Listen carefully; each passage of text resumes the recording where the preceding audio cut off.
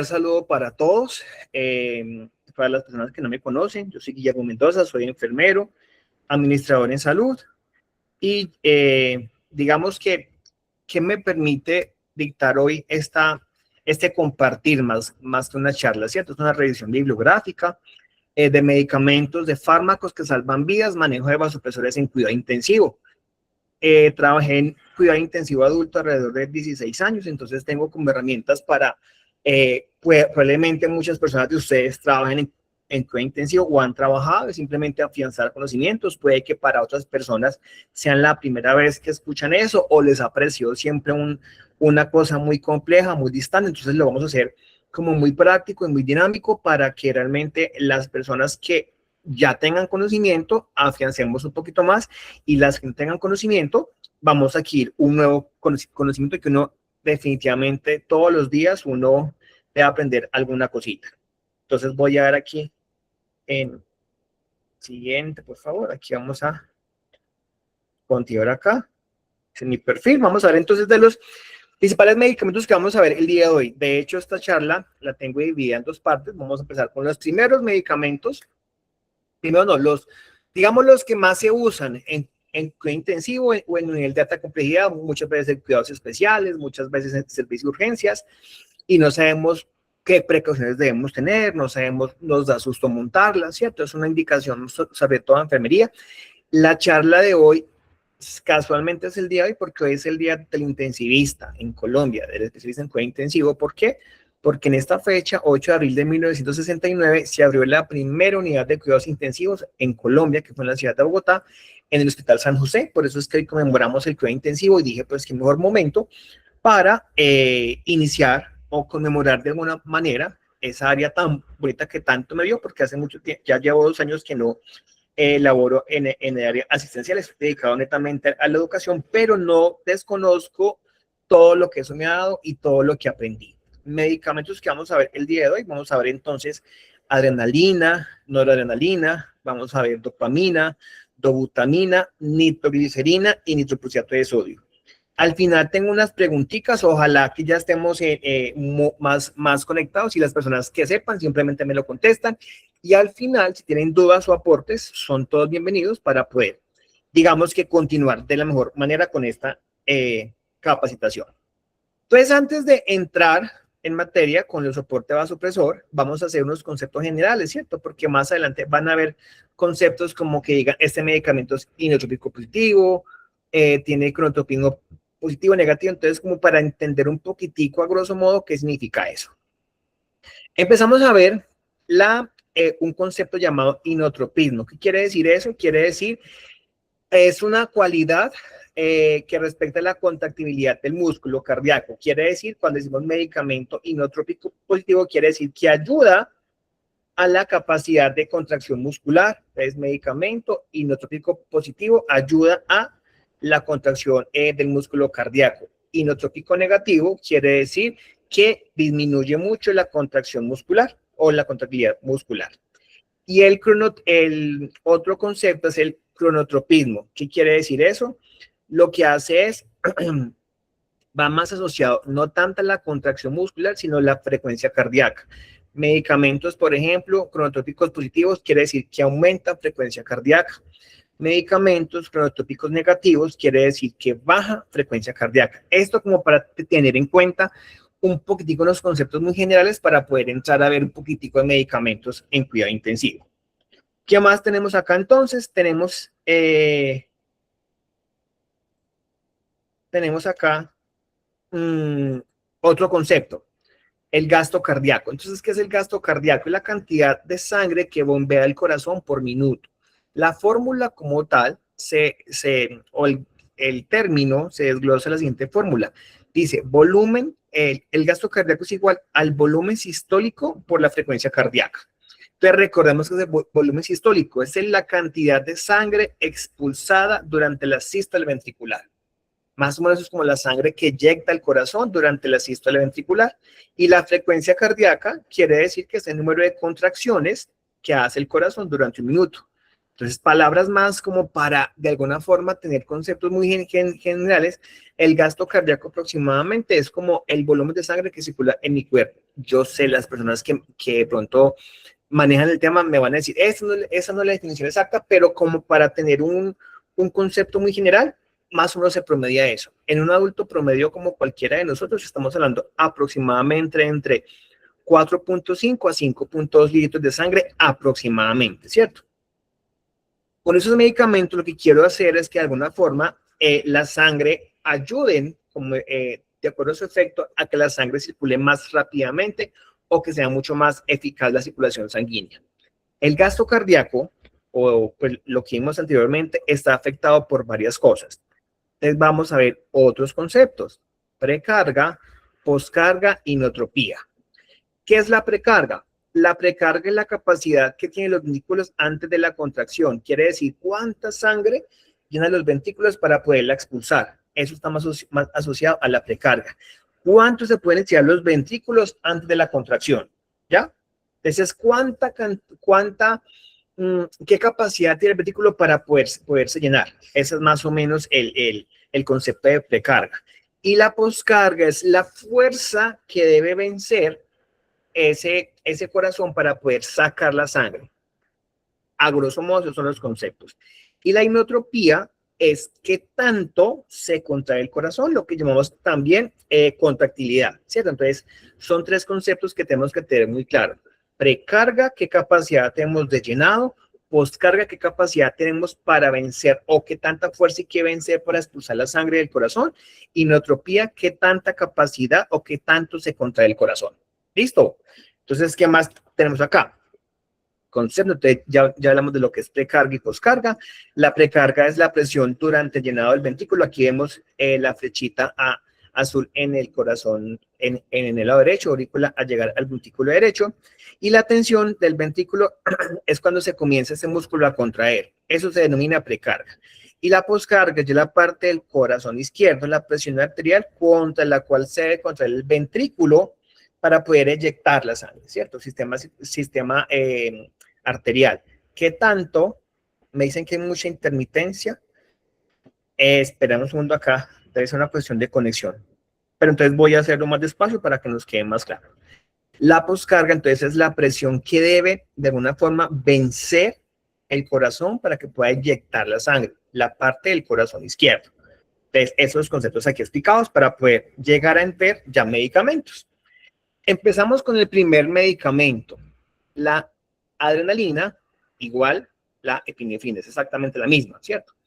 Viene de 1 miligramo en 1 mililitro, es una amina simpaticomimética, es una catecolamina, tiene actividad vasoconstrictora. ¿Qué quiere decir eso? Hace que las arterias se cierren, ¿sí? Genera vasoconstricción, que los vasos se cierren. Inotrópica y cronotropa positiva. ¿Qué quiere decir? Aumenta la contractilidad y la frecuencia cardíaca.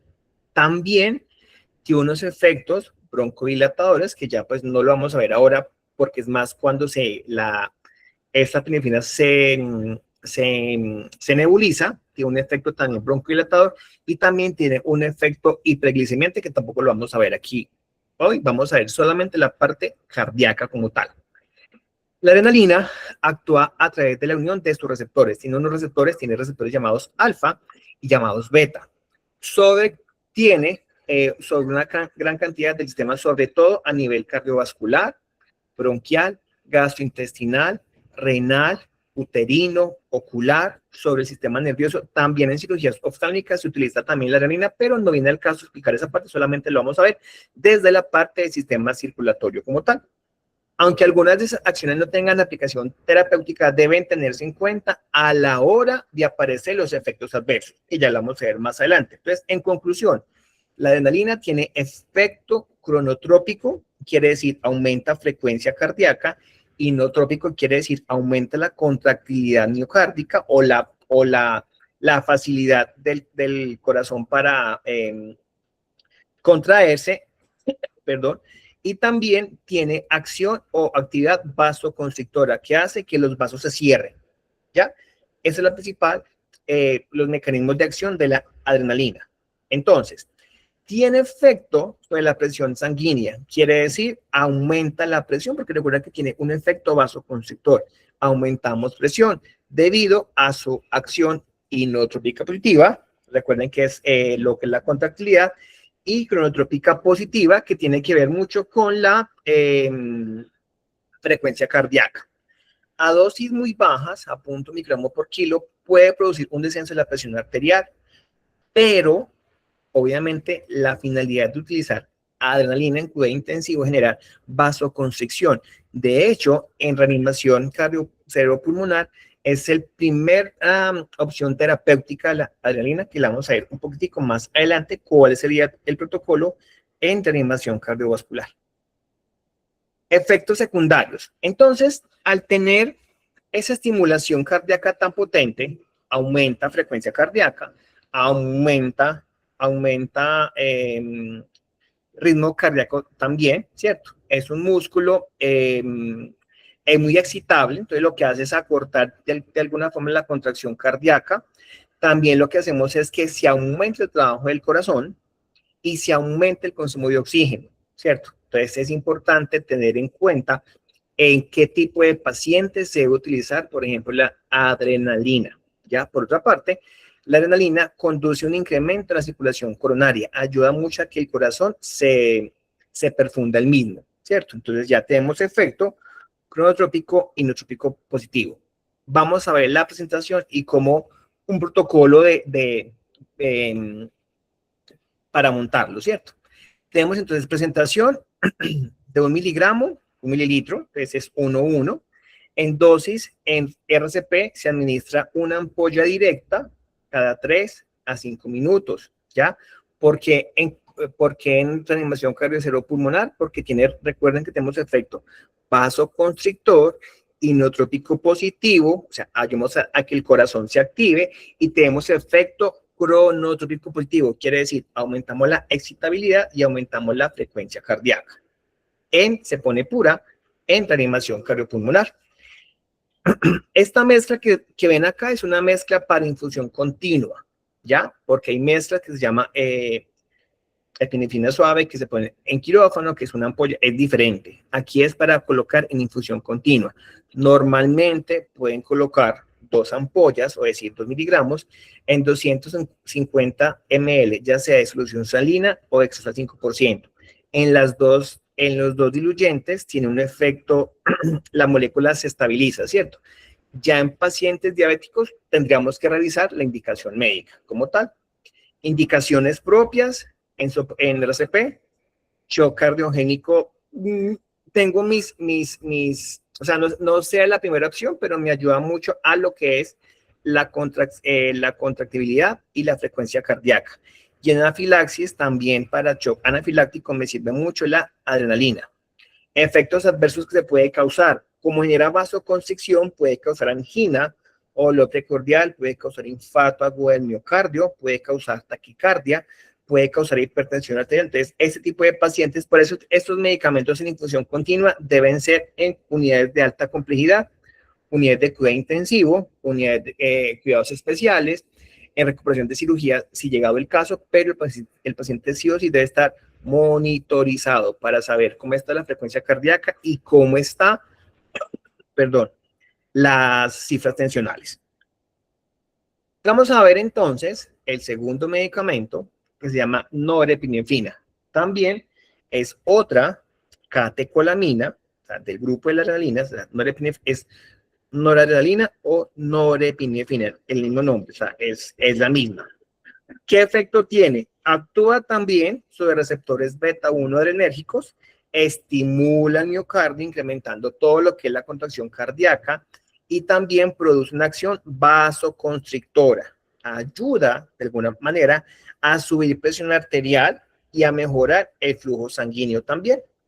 Tiene un efecto vasoconstrictor periférico. ¿Qué quiere decir eso? Y hay que tener mucho cuidado cuando nuestro paciente tenga infusiones de estos medicamentos, sea adrenalina o noradrenalina, porque hay que vigilar mucho la perfusión distal del paciente, porque tienden mucho a ser un vasoconstrictor periférico. Entonces, dentro de las complicaciones se espera que el paciente tenga hipoperfusión periférica. Entonces hay que evaluar llenado capilar, hay que evaluar, digamos, otro tipo de funciones, porque puede que por estar haciendo eso puede causar, digamos, alguna falla renal, porque genera vasoconstricción a nivel de arterias renales y me puede causar más problemas que beneficio. Entonces, por eso este paciente debe estar monitorizado para cuando ya lleguemos a meta. Por ejemplo, si lo colocamos por una shock hipovolémico, por si las tensiones muy bajas, ya cuando se regulan, empezamos a titular para empezar a bajar el soporte vasopresor o vasoactivo, sea con adrenalina o con noradrenalina. Posología y forma de administrarlas. Es un medicamento potente, debe estar diluido en soluciones, o sea, la idea es que sí genera mucha más estabilidad en dextrosa al 5%. La infusión debe estar en unas venas, importante esto, inicialmente venas periféricas de gran tamaño o preferiblemente catéter venoso central, sea de inserción periférica o sea de inserción central. Entonces, si por ejemplo tú tienes un paciente en el servicio de urgencias y ordenaron colocarle norepinefrina, ¿ok? Un yelco de gran calibre, una yugular periférica puede ser, pero si el tratamiento se va a colocar por más tiempo, debemos tener un acceso central, sea periférico, tipo PIC, o sea de inserción central, tipo catéter venoso central. Es como las recomendaciones que tenemos que tener en cuenta, porque puede generar mucha vasoconstricción y puede generar lo que es flebitis química por la concentración del medicamento. Tratamiento adjunto en paro cardíaco en pacientes también en paro. Se alcanza a mencionar que se debe colocar en infusión continua para subir cifras tensionales. Las infusiones de norepinefrina son normalmente usadas por vía intravenosa durante la reanimación, ¿cierto? Para restaurar y mantener la adecuada presión sanguínea. Entonces, la idea es que dosis promedio para mantener presión sanguínea sistémica durante el manejo del paro cardíaco como tal. Y también se indica mucho cuando estamos hablando de casos donde se manejan estados hipotensivos agudos, quiere decir cifras tensionales que se bajan. Importante, en pacientes que generan hipotensión, la primera opción antes de colocar algún tipo de soporte vasopresor es retar con líquidos, quiere decir colocarle previamente bolo de líquidos, ¿de acuerdo a qué? A la capacidad cardíaca del paciente, o sea, qué tan comprometido está el corazón, porque si yo lo voy a manejar solamente con líquido, tengo un paciente, por ejemplo, con falla cardíaca, ¿qué va a suceder? El paciente podemos llegar a causar un problema mayor que se llama un edema de pulmón, porque lo vamos a sobrecargar o lo que se dice coloquialmente a encharcar. Entonces, primero el paciente, antes de iniciar algún tipo de soporte vasopresor, lo que se hace es retar con líquidos o pasarle bolo de líquidos, ¿ya? Sé que eso es indicación netamente médica, pero si, por ejemplo, el médico dice, iniciamos soporte con norepinefrina, por ejemplo, entonces uno pregunta, doctor, le vamos a pasar un bolo previo de solución como para ver si el paciente responde ante eso, es una sugerencia, ¿cierto? Antes de iniciar soporte vasopresor como tal. Presentación de la norepinefrina, estamos hablando que viene de 4 miligramos en 4 mililitros, viene 4,4. La dilución que se recomienda son 2 ampollas, quiere decir 8 miligramos en 250, sea de dextrosa al 5. Esa sí se recomienda sobre todo que sea en dextrosa al 5%. La concentración final va a ser 16 microgramos por mililitro aproximadamente.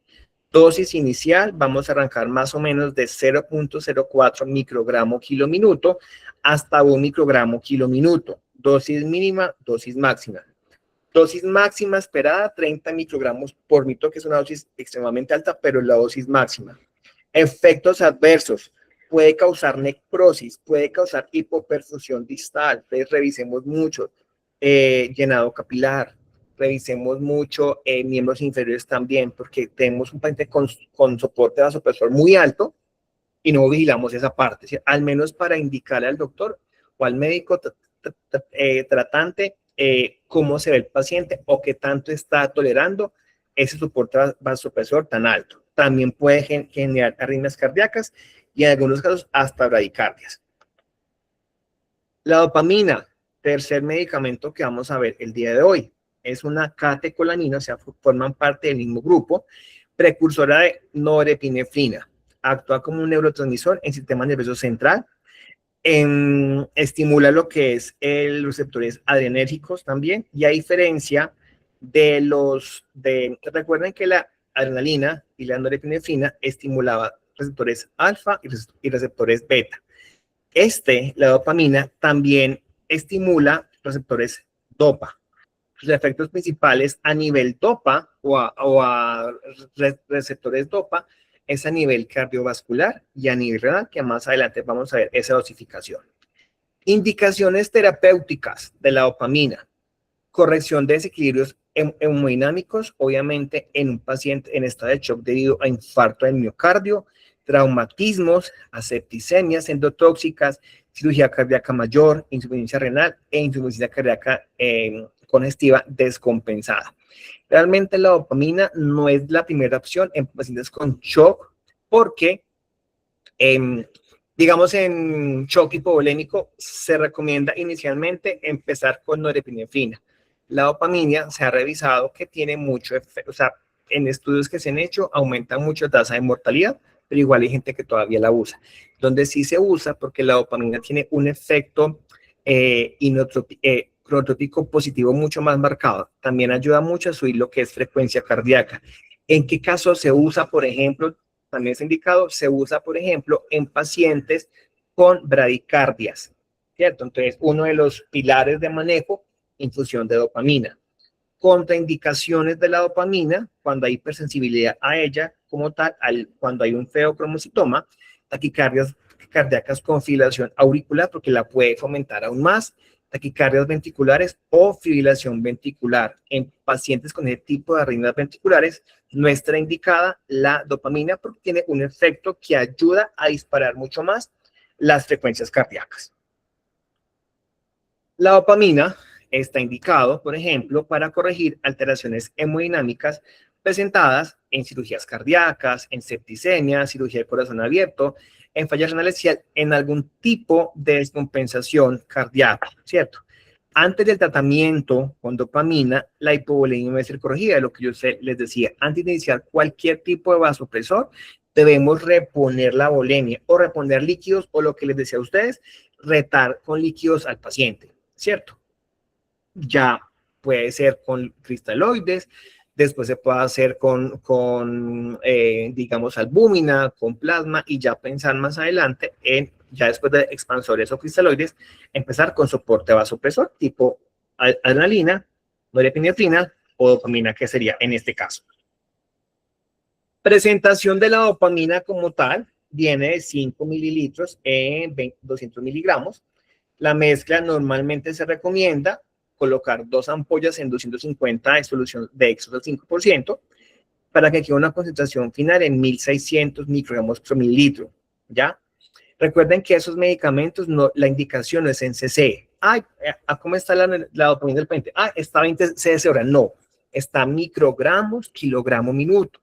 De acuerdo al peso del paciente ya la vamos a organizar. Nunca se da una dosificación de un soporte vasopresor en cc hora. Cc hora es el resultado final, pero cuando ya se ha hecho la conversión, pero la dosis siempre se da en microgramos, kilogramo, minuto, ¿ya? Tenemos entonces la dosis dopa, dosis muy bajita, que arrancamos de 0.5 a 2 microgramos, kilogramo, minuto. Esta normalmente genera vasodilatación, porque recuerden que lo que hace es estimular los receptores de dopa, vasodilatación esplénica y a nivel renal. En algunos casos se utilizaba para de pronto mejorar función renal o mejorar la perfusión a nivel renal, a dosis muy bajitas. Ya dosis más altas, más o menos entre 2 a 10 microgramos, kilogramo, minuto, lo que tiene es un efecto inotrópico, que recuerden que aumenta la contractilidad miocárdica, y cronotrópico positivo, quiere decir aumenta la frecuencia cardíaca. Y a dosis alfa, dosis muchas más altas, por encima de 10 microgramos, kilogramo, minuto, aumenta la resistencia vascular sistémica, quiere decir aumenta la poscarga, quiere decir y aumenta mucho más trabajo al corazón porque genera mucha más vasoconstricción, y ese corazón no puede o se le dificulta mucho poder eyectar o poder sacar la sangre del corazón, de la parte izquierda del corazón. y por ende aumenta mucho lo que es la presión arterial. Entonces la dopamina hay que estarla, como los medicamentos que hemos hablado hasta hoy, en vigilancia extrema. Estos medicamentos no se pueden manejar en servicios de mediana o baja complejidad, se emplean solamente en servicios de alta complejidad donde el paciente esté monitorizado con un médico ahí permanentemente, con personal de enfermería capacitado para poder titular de acuerdo a el requerimiento del paciente. Dobutamina, la cuarta que vamos a ver el día de hoy, es una amina simpático-mimética que para colocar de forma también intravenosa, ¿cierto? Tiene también un efecto agonista receptores beta, receptores alfa. De esta dobutamina que quiero que nos quede claro antes de explicar este tipo de cosas. ¿Cuál es la diferencia con las anteriores?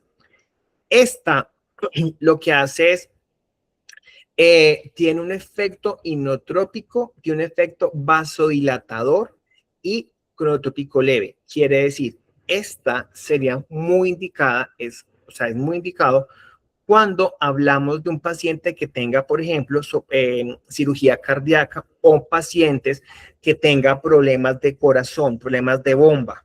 ¿Por qué? Porque si vemos aquí un efecto, tiene un efecto inotrópico, quiere decir, le ayuda al corazón, pero también tiene un efecto vasodilatador, quiere decir, no me aumenta la poscarga. No sé si soy claro. O sea, no me aumenta la resistencia que los otros tres sí me la aumentaban. Porque ¿qué hacían los otros tres medicamentos? Me cerraban las arterias. Esto lo que me hace es vasodilatar.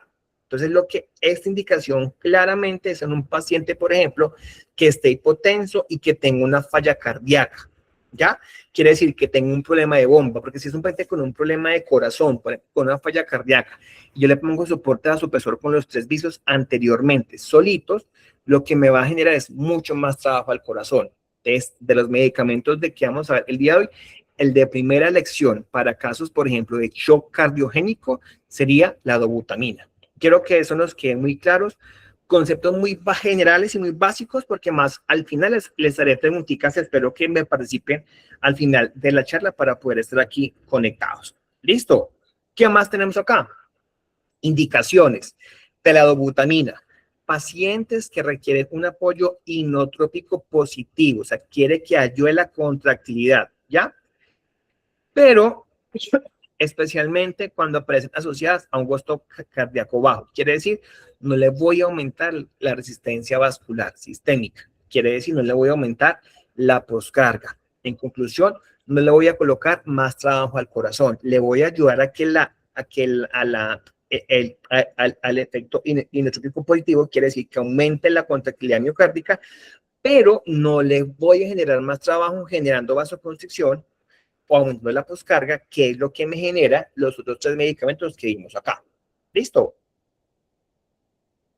Precauciones. La depresión de volumen debería ser corregida. Importante, corregir con volumen antes de iniciar algún tipo de soporte vasopresor. Infiltración causa cambios locales inflamatorios y la extravasación puede causar necrosis dermatológica. Esto aplica para todos. Este tipo de medicamentos debe estar supervisado porque cuando el medicamento se extravasa puede causar necrosis, puede causar problemas, flebitis química y puede causar necrosis dermatológica o necrosis en la piel en el sitio donde pasa el medicamento. Presentación de la dobutamina. La dobutamina tiene una presentación de 250 miligramos en 20 ml. ¿Cómo se hace la mezcla? También se diluye una ampolla, normalmente 250 miligramos, en 250 de extra 5%, hasta una concentración final de 1000 microgramos por ml. La dosis normalmente vamos entre 2 hasta 10 microgramos por kilogramo minuto. He manejado dosis en cuenta intensiva hasta 15 y hasta 20 a dosificaciones muy, muy altas, ¿cierto?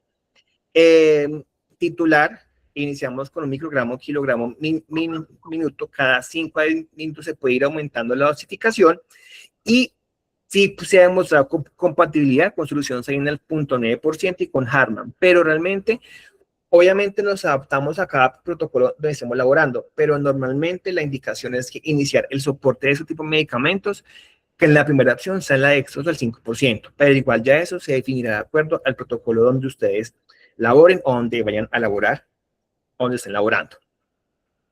Vimos los 4 medicamentos vasoconstrictores que aumentan efecto inotrópico positivo, efecto conotrópico positivo, y alguno que otro aumenta resistencias vasculares, o sea, aumenta la poscarga normalmente.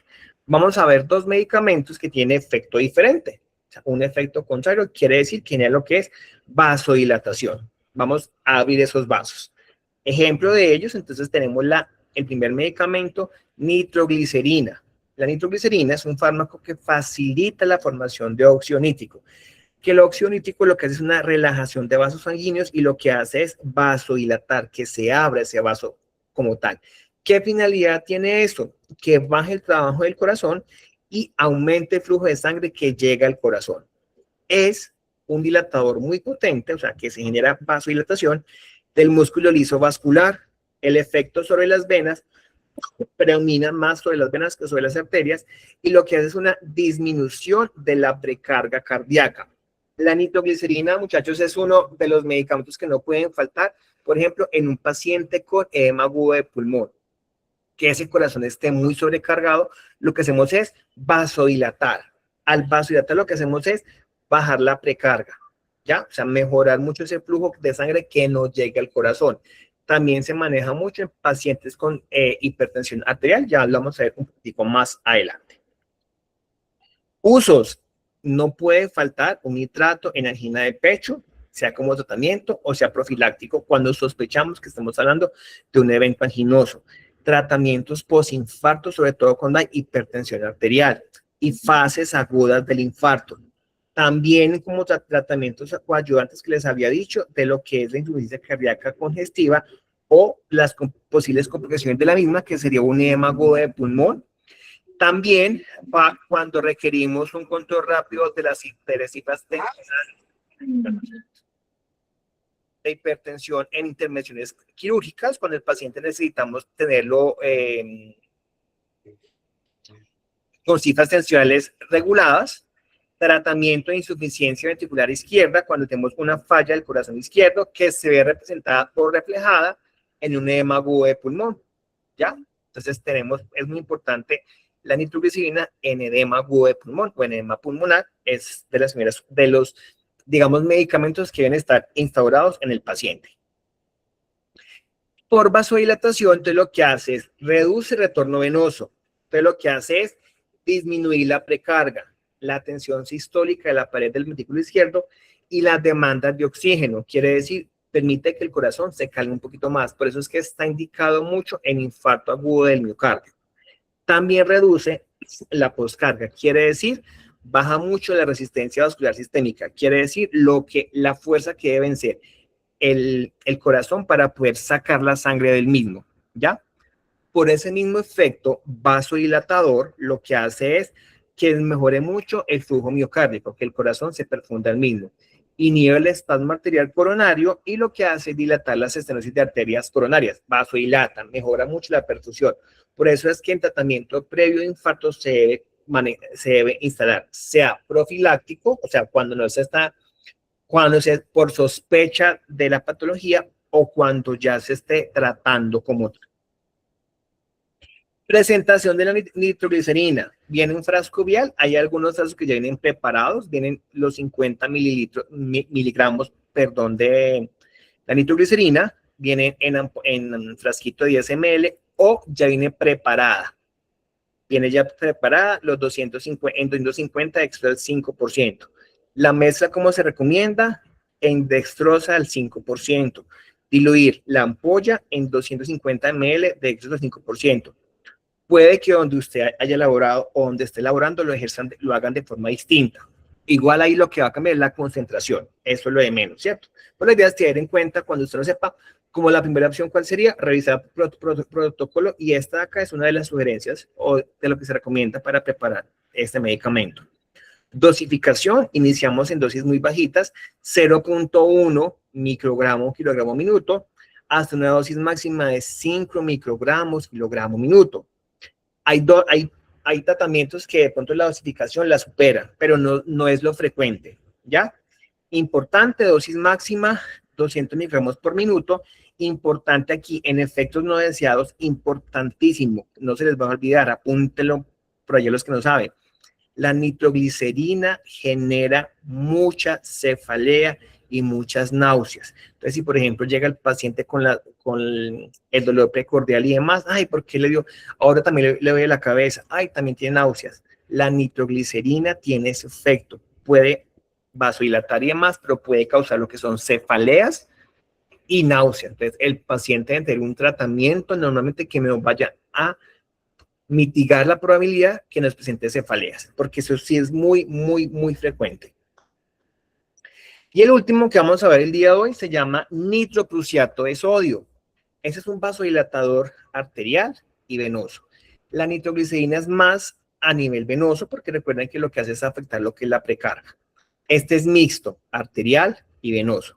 Por su potente acción vasodilatadora, lo que hace es baja también la poscarga, lo que es la resistencia vascular periférica, y un marcado descenso de presión arterial. Ese sí o sí ayuda mucho a bajar las hipertensiones arteriales. Al igual que los nitratos, actúa como un donador de óxido nítrico. Y recuerden que el óxido nítrico es un potente vasodilatador, ¿ya? Es un potente agente hipotensor de acción rápida y fugaz que administrar intravenoso produce una disminución, lo que ya les decía, lo que se explica como poscarga o resistencia vasculares sistémicas, y bajan lo que es las presiones arteriales. Y esa acción se ve reflejada o la causa de esa acción es al efecto que tiene sobre las paredes de los vasos y es independiente de la inervación vegetativa. Quiere decir, ayuda mucho la vasodilatación mixta, tanto arterial como venosa, por la adherencia que tiene a nivel de estos vasos. Los usos clínicos de este nitroprusiato de sodio: tratamiento hipertensiva y de la hipertensión maligna refractaria. Quiere decir, aquel paciente que está hipertenso, se le colocó cualquier cantidad de esquema de antihipertensivos orales, nos toca ya nitroprusiato de sodio. Hipotensión controlada durante anestesia para reducir sangrado en procedimientos quirúrgicos. Muchas veces necesitamos ese paciente que no esté tan hipertenso para evitar que sangre. Se puede colocar nitroprusiato a dosis muy bajas como para ir titulando cifras tensionales. En insuficiencia cardíaca grave refractaria o cuando requerimos, por ejemplo, mantenimiento o estabilización del paciente en un gasto cardíaco post-reanimación. Quiere decir, cuando queremos tener unas cifras tensionales en metas. Quiere decir que el paciente esté normotenso. Está muy hipertenso, lo vamos a buscar regular con nitroprusiato de sodio. Es totalmente incompatible con otros medicamentos. Lo que sí se recomienda nitroprusiato de sodio es que vaya aparte de todos. Estamos hablando de un central por una vía diferente. Recuerden que recuerden, no, les voy a decir, es un medicamento fotosensible, debe estar protegido de la luz, ¿ya? Debe ser la línea que tiene o sea, debe ser en equipo también fotosensible, vías opacas y en vías diferentes. Se debe evitar también la extravasación, que es importante en el nitroprusiato de sodio, que normalmente, ¿cuándo estará contraindicado? Cuando hacemos un riesgo y da una escala muy alta, que es en pacientes que no se benefician de ningún tipo de intervención quirúrgica, en pacientes que tengan hipovolemias no corregidas, ya en pacientes que tengan hipersensibilidad al principio activo por uno de los excipientes, en una hipertensión que esté compensada, que se cometa como una coartación de la aorta con alteraciones del callado aórtico, y en insuficiencia cerebrovascular. Está contraindicada el nitroprusiato de sodio. Algo importante, aquí como para concluir, el nitroprusiato de sodio, téngalo también por allá en cuenta, se ha descrito casos de toxicidad después de determinado tiempo, sobre todo 72 horas, a dosis en infusión continua de forma constante.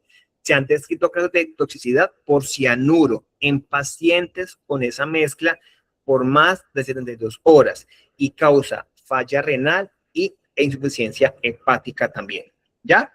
El nitroprusiato de sodio se metaboliza por vía no enzimática, se combina con la hemoglobina y se transforma rápidamente en cianuro, sobre todo en pacientes que llevan más de 3 días con infusión continua. ¿Y eso quién lo revisa? Enfermería. Si enfermería tiene su paciente con nitroprusiato, ya sabemos que tiene 2 o 3 días y el paciente no mejora, que el médico le busque otra opción terapéutica, porque le podemos generar, en lugar de un beneficio, un riesgo o una complicación mucho más al paciente.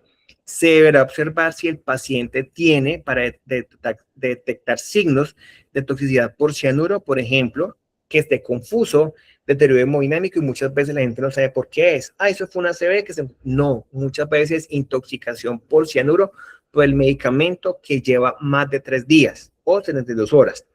Se puede manifestar dolor abdominal constante, delirio, cefalea, náuseas y espasmos musculares asociados al nitrofusato de sodio por más de 72 horas en infusión continua. Presentación de ese medicamento, recuerden que es fotosensible, su presentación viene en un frasco vial de 50 miligramos, la idea es que se diluya en 250 de dextrosa 5%, dosificación de 0.5 a 1 microgramo, kilogramo minuto aproximadamente para iniciar, dosis máxima hasta 10 microgramos, kilogramo minuto. La idea es que se recomiende titular más o menos cada 3 a 5 minutos, o aumentar o disminuir muy paulatinamente. Y ese sí no se recomienda colocar con solución salina, solamente se recomienda colocar con dextrosa al 5% y no más. Y ese viene normalmente liofilizado. Se prepara dextrosa al 5% y recuerden que este es fotosensible. ¿Listo? Bueno, aquí como para ya escucharlos y estar más conectados con ustedes, pintemos varios escenarios. Primer escenario, un paciente con shock séptico. El problema del paciente es la vasodilatación. Quiere decir, necesitamos un medicamento que no genere vasoconstricción. De los que vimos aquí, ¿cuál sería la primera opción de colocarle a este paciente en infusión? ¿Quién me contesta? De los que vimos hoy.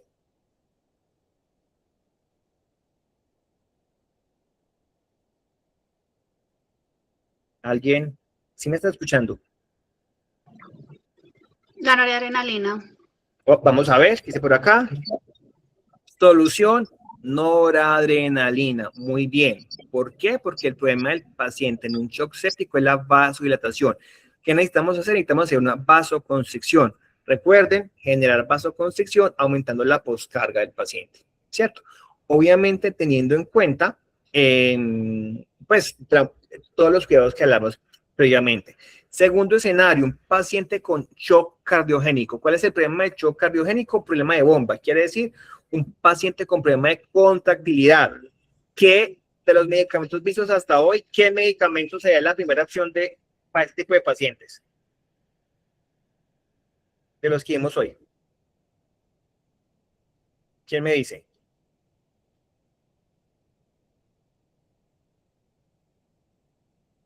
Es un shock cardiogénico, o sea, hay un problema de bomba, pero no le podemos generar más trabajo. Necesitamos... La dobutamina. Vamos a ver. Sara dijo la dobutamina. Vamos a ver. Dobutamina, de los vistos hoy, ¿cierto? ¿Por qué la dobutamina? Porque la dobutamina me ayuda mucho a aumentar la contractilidad miocárdica, pero no me aumenta la resistencia vascular sistémica. Quiere decir, no me aumenta el trabajo del corazón. ¿Listo? Y último escenario, pacientes con emergencia hipertensiva. El problema del paciente, aumento de presión. Principal medicamento de los vistos hoy para colocarle a este paciente. Nitroprusiato de sodio. Sería nitroprusiato de sodio, ¿cierto? Porque recuerden que esa sería la primera opción para las emergencias hipertensivas.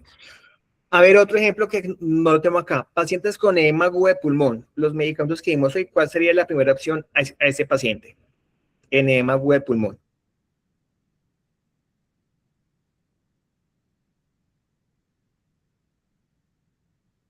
De repente que está sobrecargado, necesitamos bajar la poscarga. Nitroglicerina. Nitroglicerina sería la primera opción. Muy bien.